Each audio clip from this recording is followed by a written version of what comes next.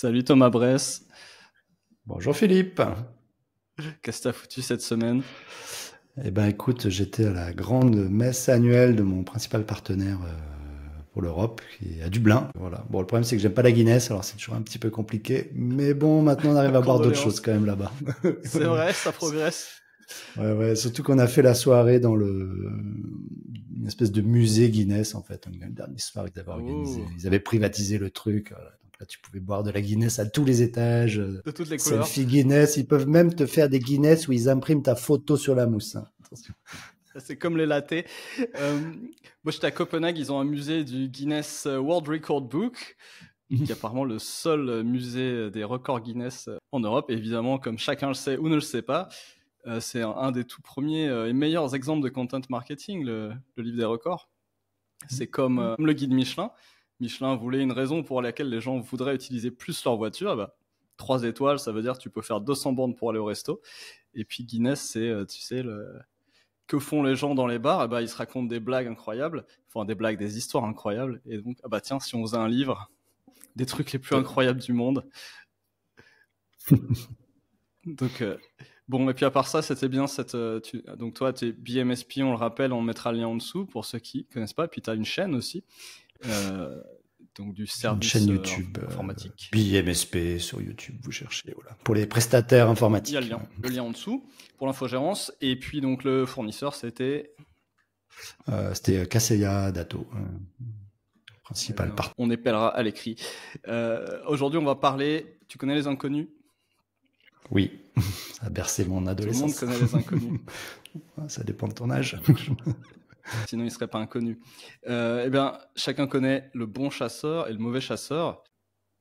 On mettra le lien aussi. Je sais pas si on a assez de Gen Z qui nous regardent. Mais c'est vrai que nous, on fait des fois le bon MSP et le mauvais MSP. Ouais. Voilà. Et aujourd'hui, on va faire le bon VTO et le mauvais VTO.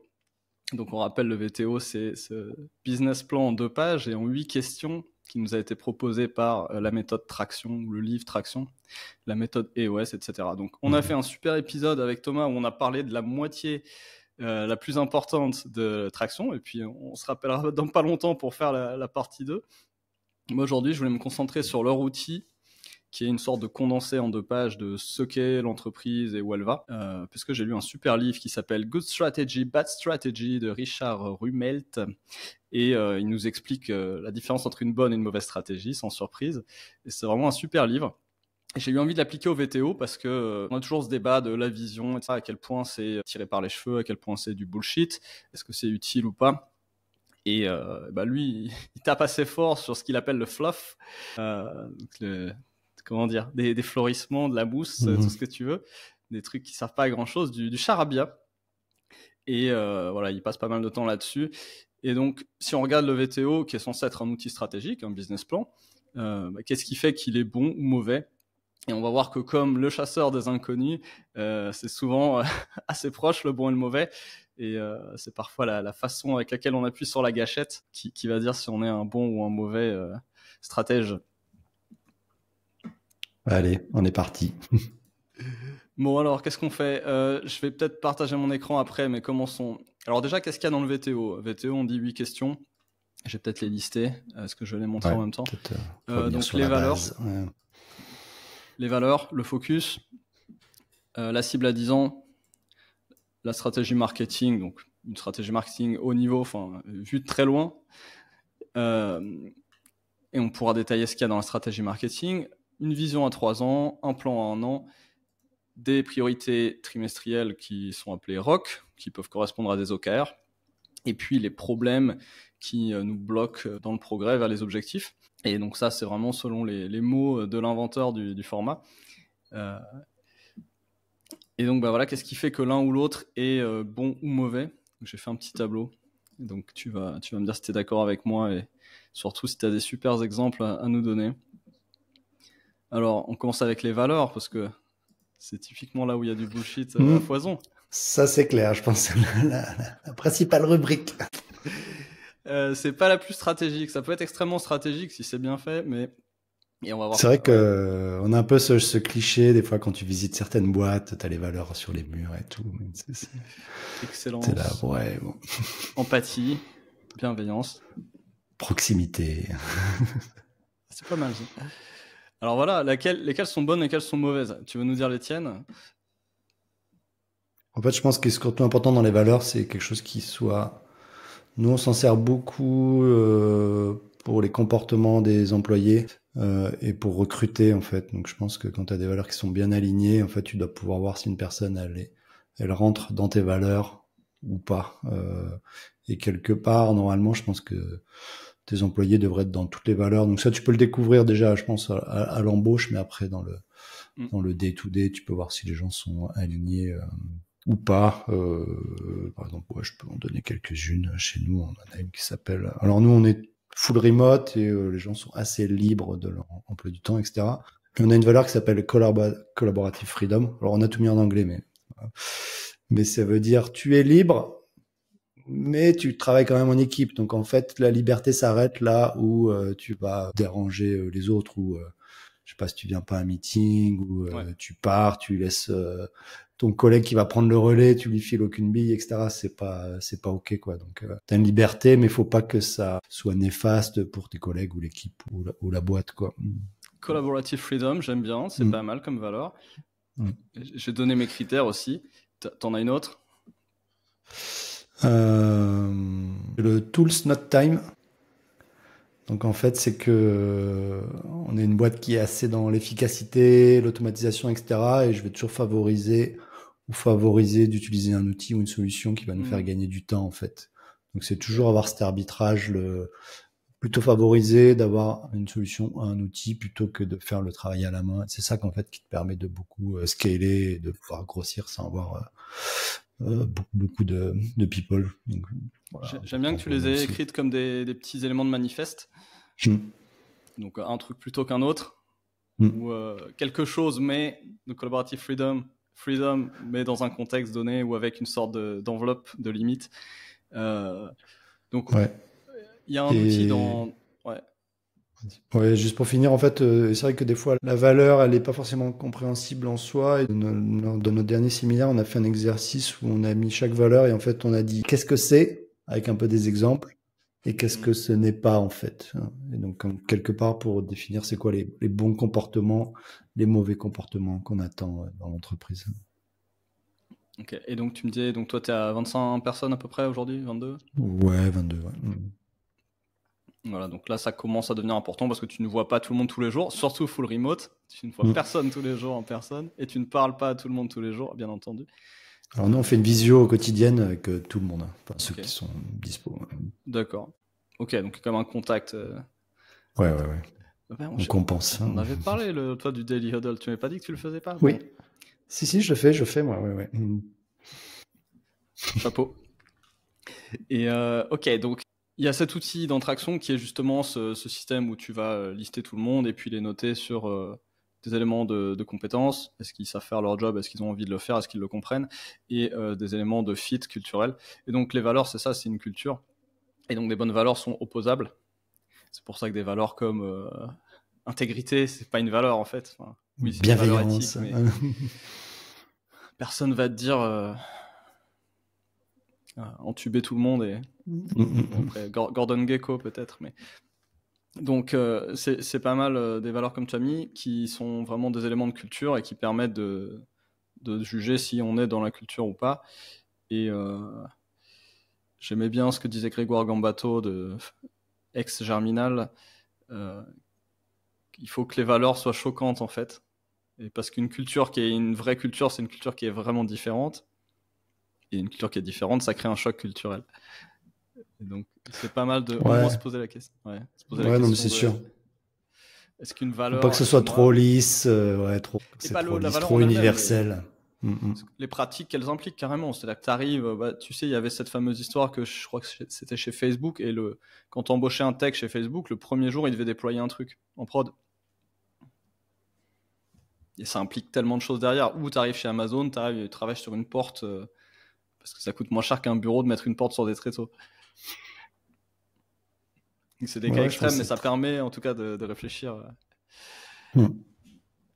Donc, écoute, bon exemple. Je pense qu'on a dit assez. Donc, ça, ce serait des bonnes valeurs. Et une mauvaise valeur, c'est une valeur qu'on a dit qui est consensuelle. Et pourquoi c'est stratégique? Parce que la culture, finalement, remplace beaucoup de management. Elle remplace même une bonne partie du planning. Elle crée de l'autonomie, de agency, on dit en anglais, je sais pas comment tu dirais ça en français, une forme d'autonomie, de capacité à agir par soi-même et dans la bonne direction, autonomie, avec la bonne approche. Et dans un groupe, dans une culture donnée. Et donc forcément, ça crée du levier pour l'entreprise. 20 personnes qui vont dans le même sens sans avoir 20 autres personnes à surveiller, ça n'a pas la même valeur que... Ouais. Puis on dit souvent des fois qu'un seul élément perturbateur peut te niquer ta culture, quoi. Ouais, je l'ai vu récemment chez un client où une personne en particulier a causé 3 départs en incluant le sien. Pas à 100% bien sûr, mais disons que la personne a clairement nourri une contre-culture très négative. Et je pense que le résultat aurait pu être assez différent sans cette personne. Allez, rubrique suivante, le focus. Donc le focus, c'est cet effort de faire une chose, précisément une chose dans la boîte. Dans le VTO, on le retrouve en 2 rubriques. Une rubrique qui pourrait être un peu le fameux why de Sinek, qui s'appelle Purpose, Cause, Passion. Ta passion, ta raison d'être. Et deuxième rubrique, la niche. Et donc, là, quelque part, c'est assez simple, ça c'est très stratégique d'être focus. Et la bonne stratégie, c'est quand on a vraiment réussi à être focus. Et la mauvaise stratégie, c'est quand on a esquivé les questions du VTO et qu'on a réussi à ne pas être dans une niche, à ne pas avoir un why clair. Donc, je ne sais pas si tu as les tiens en tête là que tu veux nous partager. Ouais, je les ai dans l'outil Stretty que j'utilise pour faire les vidéos. Mais je pense que le purpose, c'est vraiment le why. Ouais, c'est trouver ça, son truc fondamental. Ouais. Et nous, la mission, le purpose, c'est de transformer les prestataires informatiques. C'est les faire évoluer dans leur business model. Donc c'est ça qui nous. Et ta niche, c'est infogérance. La niche, c'est de leur proposer les meilleures solutions pour MSP. Ok, donc solution MSP. Et alors pourquoi on a 2 rubriques? Il y en a une qui est vraiment très ouverte, très large, je sais pas, Google, organiser la connaissance, Tesla, sortir du carbone. Et derrière la niche, ça permet d'avoir quelque chose de très focus à court terme. Donc Google, c'était répondre aux questions sur Internet avec un moteur de recherche. Tesla, c'était des voitures électriques. Et vous voyez comment à court terme vous êtes. C'est un peu le comment, quoi. Ouais. Voilà, et c'est le comment de là tout de suite. Donc qui peut être le plus focus possible suivant l'ambition de la boîte. Et Amazon, c'était de vendre des livres. Et je sais pas trop quel était leur purpose d'ailleurs.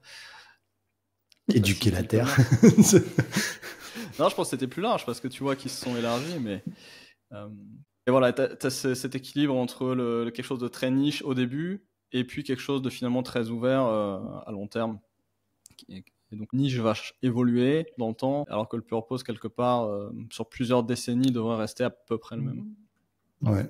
Puis je pense que c'est bien d'avoir un bon purpose parce que ça aide à driver un peu la mission de la boîte toi-même dans les discours face à des clients, des prospects, ça t'aligne toujours. C'est vraiment voilà. Choisir la métrique, qu'est-ce qu'on raconte.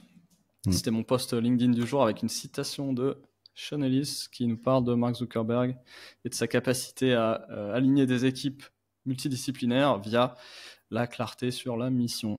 Et donc ça reboucle aussi sur ce qu'on disait juste avant pour les valeurs.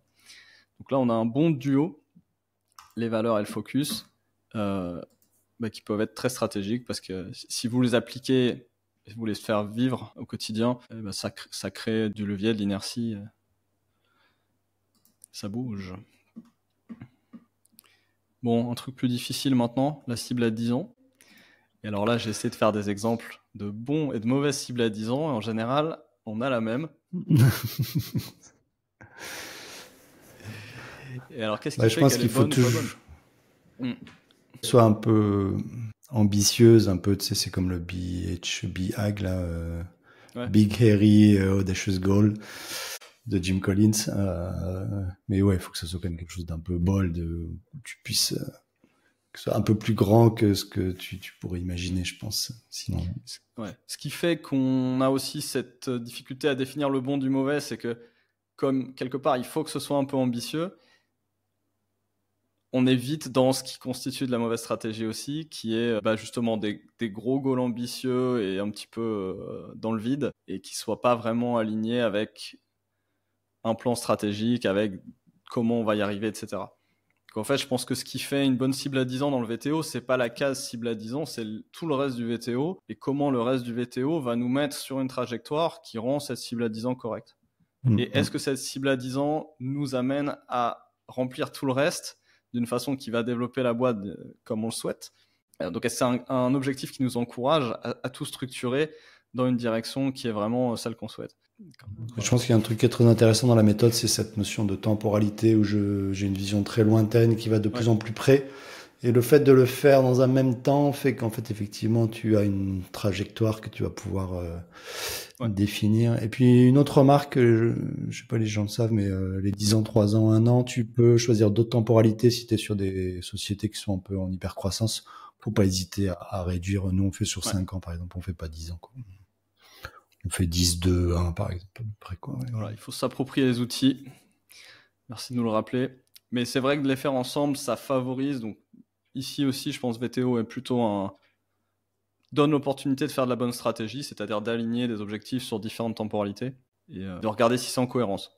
Cela dit, c'est quand même très facile d'ignorer ce travail de cohérence qui finalement ne ressort pas tant que ça dans le VTO lui-même, qui demande du travail à côté, de planification financière, de calcul, de vérifier ce qui est faisable, pas faisable. Donc, oui, c'est sûr que si ton objectif à 3 ans, c'est de faire x2 et celui à 5 ou 10 de faire x10, c'est quand même une certaine cohérence. Ça, c'est le chiffre. Et puis dans le 3 ans, qui est un de ceux qu'on va voir juste après, c'est un peu plus dans le concret. Donc 10 ans, on flashera peut-être le VTO à la fin en partage d'écran, mais si vous avez un VTO sous les yeux, c'est juste une case qui est assez petite. En général, on le fait très résumé, donc c'est assez aspirationnel.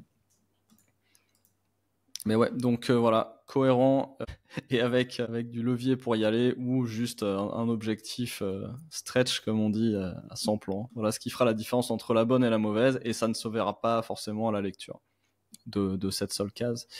Ensuite, on a notre stratégie marketing qui est découpée comme suit dans le VTO. Une cible, 3 uniques, donc des différenciateurs, on peut dire. Un process qui est une forme de raison de croire à notre promesse en disant voilà comment on s'y prend, et une garantie. Et alors là, chacun des quatre peut être bon ou mauvais, je pense. D'un point de vue purement stratégique, le simple fait d'avoir trop de cibles ou une cible trop large, je pense, c'est déjà l'erreur la plus courante. Ouais. Bon, je pense que c'est un peu la base du marketing ou d'une stratégie de marché. D'ailleurs, je sais pas si marketing est le bon mot, mais c'est plus ta stratégie de go-to-market, quoi. C'est quoi ton marché, effectivement. Marketing, hein. Ouais. C'est vrai que c'est en marché. Mais ouais. Mais oui, t'as plein de trucs, hein, ne serait-ce que c'est quoi la cible géographique, c'est quoi les secteurs d'activité que tu vises, les tailles de boîte. Les gens ils disent moi je prends n'importe quel client, mais non, tu prends pas n'importe quel client. Ou tu peux avoir des secteurs d'activité excluants. Est-ce que tu travailles avec le secteur public? Posant quand même les bonnes questions, tu peux quand même restreindre un peu ta cible de marché, quoi. Dans les templates VTO, souvent il y a marqué the list entre parenthèses à côté de target. Oui, dans exact, l'idée, tu peux faire une liste de cibles. Et surtout des boîtes B2B comme nous, quelque part. Je ne devrais pas dire comme nous parce que je suis très mauvais à ce jeu-là. Quelle honte. Mais on peut lister nos clients quelque part. Parfois, c'est quelques dizaines, quelques centaines, quelques milliers. Dans ton cas, je sais pas, quelques centaines en France. Quelques milliers. Quelques milliers, ok. Et en Europe, c'est peut-être 10 000, 20 000 max. Oui, ça doit être ça, ouais, 20 000. Ouais. Donc, c'est un tableur, quoi. Faut que tu puisses rentrer les critères dans un outil de base de données de société. Une fois que tu connais les critères, ok, tu sais qu'il y a X centaines de sociétés que tu dois targeter. Puis... Il n'y a plus qu'à. Ce qui nous amène à qu'est-ce qu'on leur raconte, qui sont nos 3 uniques. Qu'est-ce qui fait que on n'est pas tout à fait pareil que nos concurrents, ou qu'on n'a pas de concurrents, dans le meilleur des mondes. Bon, là, comment dire ? Si, je pense qu'on peut dire ce qui est bon ou pas bon du point de vue bonne stratégie, mauvaise stratégie, c'est est-ce que c'est des choses qui sont choisies pour atteindre un objectif donné, pour répondre à un problème donné. Parce qu'on n'a pas encore donné les critères de la bonne et mauvaise stratégie. Mais c'est surtout d'avoir un diagnostic qui est clair, un plan, une politique de ce qu'on va faire face à ce diagnostic et des actions cohérentes avec ces politiques, cette politique et ce diagnostic. Et je pense que le marketing, c'est ça aussi. C'est une fois qu'on a identifié notre cible, qu'on a compris notre problème face à la concurrence, peut-être avec quelque chose de souvent moqué, mais toujours très pertinent, qui est le SWOT. Quel est le diagnostic? Qu'est-ce qu'on en fait? Donc, qu'est-ce qu'on dit pour aller toucher cette cible? Qu'est-ce qui fait qu'ils vont nous préférer? Ouais, je pense que c'est tout à fait ça. Et puis pareil, je dirais que entre les bons Unix et les mauvais Unix, il y a des choses que tout le monde va pouvoir raconter. Genre, on a un bon support client. Ouais. Les autres aussi, quoi. Trouve autre chose, quoi. Donc après, faut toujours trouver quand même quelque chose qui soit quand même vraiment différent, et ça aide tout au long quand tu racontes ton histoire à un prospect. Voilà. Faut que tu saches qu'est-ce qui te différencie de collègues d'à côté qui l'a vu, du gars avec qui il travaille actuellement. Et si tout le monde raconte la même chose, c'est pas ça qui va faire la différence. Après, la différence se fait sur le prix. Donc moins 10 ans, donc il y a pas trop de. C'est pas ce qu'on veut. Ouais. Et donc, on voit beaucoup. Quand vous rentrez des salons, quand vous raccrochez le téléphone en sales, notez les trucs qui ont accroché, que la personne répète d'elle-même, qui reviennent par le bouche à oreille. C'est ça vos uniques. C'est des trucs que les gens reviennent avec cette phrase, avec ce mot, avec cette idée. Ouais. Si vous les connaissez pas, interrogez vos clients. et vos commerciaux. Bon, toi, sur ton dernier salon, c'était quoi la phrase qui fait mouche, ou le concept qui fait mouche? Nous, je pense que c'est parce qu'on est vraiment dans une démarche à éduquer, transmettre de l'information, des bonnes pratiques. D'ailleurs, dans une de nos core values, c'est ethical selling. Et c'est un peu une approche un peu unsell, mais c'est vrai qu'on est vraiment. Est-ce qu'il y a une petite phrase un peu de gratitude par rapport à ce comportement, à cet angle, que tu te rappelles avoir entendu récemment de la part d'un client ou d'un prospect? J'en ai pas qui me viennent en tête, mais genre, à vous, on sent que ce genre de truc. Mais c'est vrai qu'on a fait notre conférence là il y a 15 jours, et sur LinkedIn, on a eu des dizaines et des dizaines de posts de gens qui étaient venus et qui racontaient leur expérience, et que vraiment ils avaient retiré plein de choses et qui repartaient super motivés, tu vois. C'est un peu ça. Donc motivation, le côté communautaire, j'imagine un peu le fait d'être aussi, échanger avec des collègues, des confrères. Souvent, des fois, les gens, surtout en France, les gens sont un peu cloisonnés, ils aiment pas trop partager avec les concurrents, c'est pas trop dans la culture, alors qu'aux US, c'est vraiment très très open, ils ont des peer groupes, etc. Mais voilà. Moi, j'ai visité des boîtes aux US, le patron, il bloque sa demi-journée, voilà, il te raconte tout, tu peux lui poser toutes les questions que tu veux, voilà. Donc ça, c'est un peu ce qu'on essaie un peu de transmettre, quoi. En France, on s'isole un peu plus. On n'ose pas. On fait dans son coin, tu vois. Les mecs, ils sont dans le même secteur, ils ont les mêmes problèmes, les mêmes besoins, mais c'est pas grave. On invente le truc. J'invente dans mon coin.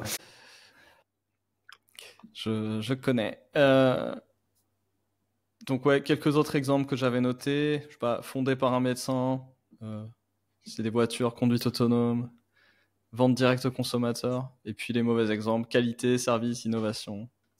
Ouais, c'est trop. On a un bon service. Un peu comme les valeurs. Encore heureux. Même si c'est pas vrai. Faut trouver des choses que les autres peuvent pas dire, en fait. Ouais. Ce qui est difficile. Alors c'est vrai qu'on sait jamais par où commencer. Parfois, faut être un peu aspirationnel aussi. Parfois, faut être plus petit. Par exemple, nous, dans les équipes, on a tous été...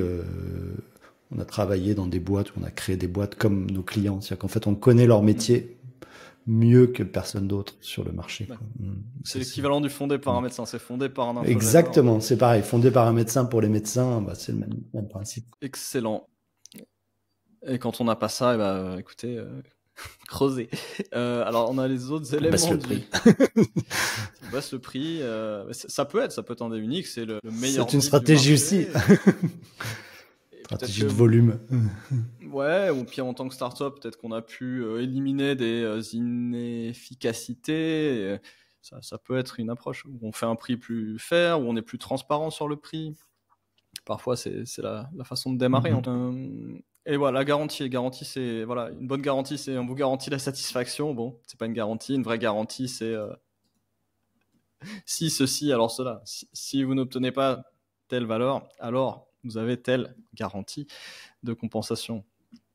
Donc c'est vraiment quelque chose qui annule le risque. Oui, souvent c'est pour rassurer ou enlever des obstacles à la vente, à la garantie. Bon, j'avoue que nous, on n'en a toujours pas trouvé, mais on y C'est travaille. dur, hein. J'ai un client avec qui c'est assez difficile aussi, donc il a des garanties un peu du type de ce qu'on a dit avant. Et il fait du bon travail, il s'assure que les clients soient satisfaits, mais c'est risqué pour lui. En tout cas, il a peur de l'afficher au effort, etc., de faire face à des abus. Et on a fait déjà pas mal de sessions sur la garantie depuis assez longtemps. Ça prend du temps et en fait, ça va demander de segmenter parce qu'il a différents marchés où il va devoir offrir différentes choses. Il pourra pas faire la même chose pour tout le monde. Et on va devoir aménager aussi l'offre, même les structures d'achat, enfin les tunnels d'achat en digital et au téléphone, ce ne sera pas les mêmes choses, ce ne sera pas les mêmes offres. Je vous recommande le bouquin d'Hormozy qui donne une bonne approche sur comment créer des garanties. Mais ouais, ça reste difficile. Bon, en tout cas, difficile émotionnellement. Ça demande un peu de courage, ça demande de connaître ses données aussi pour être capable de modéliser Oui. un peu l'enveloppe Faut acceptable. pas se mettre à risque non plus, hein. Enfin, faut que ça soit un risque mesuré, maîtrisé. Exactement. Faut que ce soit plafonné, quoi. Allez, rubrique suivante, la vision à 3 ans. Donc là, on est dans la colonne de droite avec notre déclinaison de la vision à 10 ans. On rentre dans le concret. J'aime bien aussi ce qu'ils ont fait dans le VTO, c'est qu'ils l'ont découpé en 2 sections, vu de 3 sections, les chiffres, vu de l'intérieur et vu de l'extérieur. Donc j'aime bien ce côté extérieur d'abord d'ailleurs. À quoi va ressembler la boîte et à quoi elle doit déjà ressembler. Ouais, littéralement. Et à quoi elle doit ressembler dans 3 ans si je veux espérer atteindre ma cible dans 10 ans. Donc là, il y a un vrai exercice de cohérence, de politique et d'action à mettre en place pour appliquer ces politiques. Et alors, comment on fait la bonne version? Est-ce que toi, au fil de tes 8 ans de VTO, tu as appris un petit peu des... Ouais, moi j'essaie de faire des choses qui soient quand même réalistes, même si je mets un petit uplift, mais que ce soit assez cohérent quand même par rapport à la trajectoire où on est. Bon, moi c'est ascenseur Excel. Bon, ça fonctionne. Enfin, en tout cas, ça te donne quand même une bonne guideline, même si tu fais des hypothèses. Ouais, voilà. Et on a une assez bonne prédictibilité de la façon dont on grossit et du chiffre. Donc on sait quand même assez facilement se projeter, même si après la trajectoire peut bouger. Mais et si tu connais un peu les paliers de croissance, est-ce que tu inclus toi par exemple dans ta cible à 3 ans des éléments d'équipe, genre est-ce que tu inclus des embauches, des nouvelles fonctions à créer dans la boîte, des nouveaux outillages à mettre en place? On a c'est assez chiffré, mais en gros, on estime comme une personne on saura combien on aura de clients, des notions de revenus global, géographie, ARR, MRR, éventuellement géographique, mais pas, ouais, ça pourrait. Pas, pour l'instant, on l'a pas intégré, mais voilà. Okay. C'est ça. Ouais. Et parfois, on sait qu'on a besoin d'une fonction supplémentaire, je sais pas, formaliser la fonction produit ou développer le logiciel machin. On a un peu comme ça des milestones de développement. Des gros milestones, ouais. Je prends l'exemple d'un client. J'en ai pas mis, mais ouais. J'ai un client qui était financier, qui doit devenir une banque à 10 ans. Et pour faire ça, il a toute une échelle de licences bancaires à grimper. Et il sait que s'il veut la banque à 10 ans, il a telle licence à 5 ans, telle licence à 3 ans, telle licence l'année prochaine, telle licence cette année. Parce qu'à chaque fois, et chaque licence nécessite d'avoir une certaine base tiers, un certain nombre de clients, certaines fonctionnalités techniques, etc., etc. Donc là, c'est un petit peu tracé pour lui parce qu'il y a beaucoup de compliance. Oui, la roadmap est assez claire. Bah, il faut la mettre en place et il faut la simplifier peut-être dans ce type de document. Ça aide chacun à se projeter.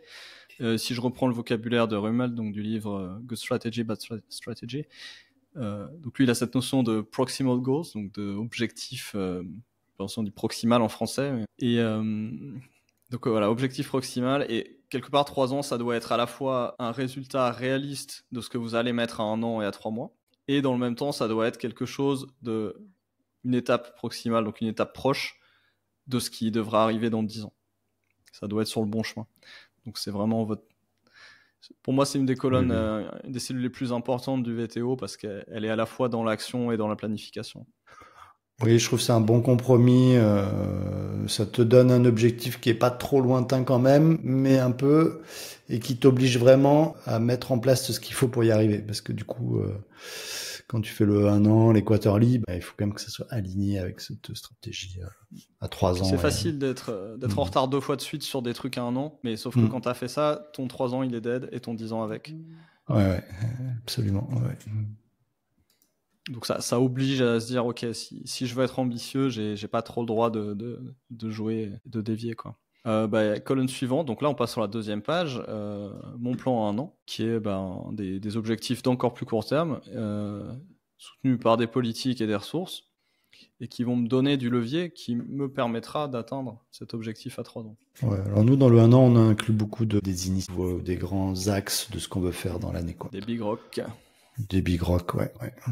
Qui vont driver les rocks qu'on verra après. Voilà. Mais on y met aussi quand même des choses numériques, hein, ouais. Justement, je pense que c'est ce qu'il faut. Il faut des initiatives, et chacune de ces initiatives doit te donner le levier qui te permettra d'atteindre ton plan à 3 ans. Et je pense que c'est là qu'on voit la différence entre du bon et du mauvais. De la mauvaise stratégie, ça serait de mettre justement que du numérique et plus 20% par-ci, plus 30% par-là, etc. De tout définir par des changements de chiffres, alors qu'il s'agit quand même de placer ses pions pour la suite. Moi, j'utilise souvent l'analogie un peu de construire des fondations, tu vois, c'est hop là, tu vas mettre des briques, tu solidifies, puis après tu peux construire par-dessus. Donc en fait, tu construis les fondations et tu rajoutes des étages au fur et à mesure, quoi. Yep. Donc mauvaise stratégie, je reprends un petit peu exprès les termes de Rummelt. Il appelle ça un desirable state, unsupported desirable state, donc un état futur désiré mais qui est pas vraiment soutenu par des actions. Le fameux stretch goal, qui est un objectif. On a notre objectif cible et puis un objectif best case, mais meilleur cas possible, objectif optimiste. Donc juste des objectifs optimistes supportés par pas d'action particulière et aucune finalement. On ne sait pas trop comment on va y arriver. Et en vrai, on voit ça sur des entreprises de toute taille, y compris des entreprises qui font des milliards. Le livre est rempli d'exemples comme ça, d'ailleurs. C'est très courant, finalement, de se mettre des objectifs poussés. C'est très tentant, sans, en fait, savoir exactement comment on va y aller, quoi. En faisant un peu plus du mieux du même. Et... on verra bien si ça... Oui, bon, avec un peu de chance. Ouais. Voilà, le plan à 1 an. Enfin, le plan au trimestre, qui est pareil. Le mauvais plan au trimestre, c'est une liste d'objectifs, stretch goal encore, et puis juste des chiffres améliorés, quoi. Plus 20% sur les leads, plus 30% sur le trafic, x2 sur embaucher 3 personnes. Et du coup, les bons objectifs au trimestre. C'est bien que je pense qu'une des principaux écueils dans les rocks, c'est de mettre des choses qui soient pas mesurable, où tu puisses pas vérifier si c'était fait ou pas. Tu vois, genre améliorer l'expérience client. Tu peux pas dire si tu as amélioré l'expérience client ou pas. Enfin, oui, tu vois, c'est en fonction de quels critères, quoi. Donc, il faut quand même que ça soit toujours un peu précis pour qu'il y ait en tout cas, que tu définisses le livrable ou à quoi correspond la réussite du. Alors, c'est vrai. Nous, souvent, on mixe un peu des choses un peu, on va dire des projets à réaliser, par exemple, et puis aussi des trucs des fois un peu numériques aussi. Je sais pas, atteindre tel niveau de trafic. Bon, tu l'as là. Mais après, disons que ça dépend si non, par exemple, non, notre objectif, c'est pas plus 30% de trafic, mais c'est travailler sur le SEO du site pour atteindre plus 30% de trafic, quoi, tu vois. Donc, en fait, c'est plus. T'as un plan, quoi. Oui. Et t'as aussi, ce qui va faire que c'est bon ou pas bon, c'est si t'as une raison de penser que ce trafic, en plus, va valoir quelque chose pour ton plan à 1 an, pour ta croissance. Ce qui est souvent aussi le problème, c'est qu'on lance des initiatives sans vraiment, ou même juste des features, etc. Et sans savoir ce que ça va faire et sans avoir même d'hypothèse sur pourquoi ça aiderait la croissance. De toute façon, nous, les rocks, ils ont souvent 2 buts. C'est soit ils soutiennent la croissance, soit c'est pour traiter des issues assez importantes, où on a besoin de refondre des process, par exemple, ou des choses comme ça, mais qui vont de toute façon soutenir le reste parce que ça va t'aider après, une fois que tu as résolu tes issues. Exactement. Tu peux t'appuyer dessus et t'es pas freiné, quoi. Ce qui va nous amener sur le point suivant parfaitement. Et aussi sur ce combo, la façon dont tu as décrit les rocks, là, donc qui sont les objectifs trimestriels chez Traction, on est assez proche finalement d'une méthode OKR, où on a un peu on veut atteindre ça et on va le mesurer de façon A, B et C. Et si on arrive à faire A, B, C de façon chiffrée, on est à peu près sûr, ou en tout cas on pense qu'on atteindra l'objectif. Je sais pas si tu joues un peu en mode OKR ou si j'imagine Non, que ça. je touche Pas pas. explicitement. Pas explicitement. Mais bon, Ça ressemble. Ça commence ça à se ressembler. ressemble. Et ben voilà, les issues que tu viens de mentionner, qui est notre 8e question dans notre business plan en 2 pages et qui est une liste des choses qui aujourd'hui nous empêchent d'atteindre nos objectifs. Et en tant qu'ingénieur, on aime les problèmes parce qu'on peut les résoudre ou en tout cas essayer. Et en effet, c'est de là que peuvent venir tes rocks. C'est j'ai un gros problème, je l'ai identifié comme un frein et donc ce trimestre, on va résoudre ce problème jusqu'à ce qu'il soit plus là. Et on pense que ça va nous faire progresser. Et là, c'est, j'ai envie de dire, presque par défaut de la bonne stratégie. C'est peut-être des meilleurs outils dans la méthode traction.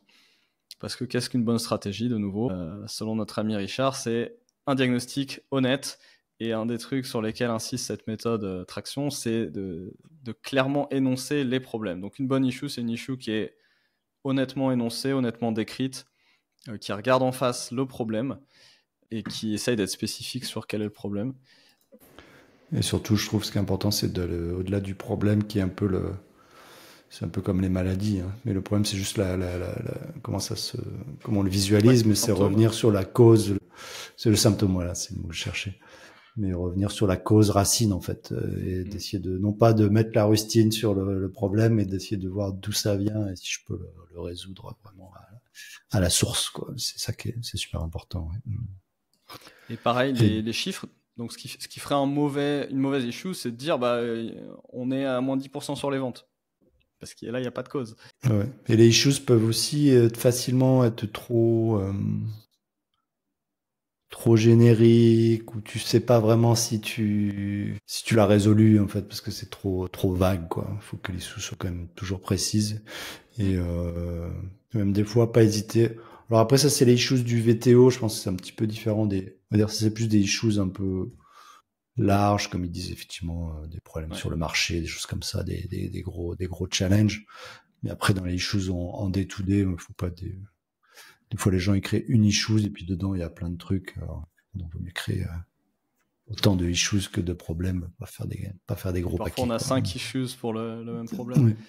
Mais ça permet de trouver les causes racines. Quand on trouve une intersection de 5 issues et que c'est vraiment une cause racine, là, pour revenir vers la méthode Goldratt, Eli Goldratt, qui avait sa méthode du nuage, je crois, où il prend tous ses problèmes et il va chercher une cause racine commune. Et souvent, il arrive à trouver une cause racine à beaucoup de problèmes. J'avais noté à peu près ce que tu viens de dire en bonne et mauvaise issue, c'est-à-dire, je sais pas, on a lancé tard. Ouais, mais pourquoi? Donc, il faut aller. Peut-être qu'on peut noter ça au début si on ne sait pas, mais l'effort que chacun doit faire là, c'est d'aller chercher la cause. Et donc, le lancement de tel produit a été retardé parce que nouvelle réglementation, machin, qu'on n'avait pas anticipé, ou les ventes ne croissent pas, c'est juste un chiffre en fait. Mais quel est le problème? Il y a des concurrents qui ont lancé tel truc.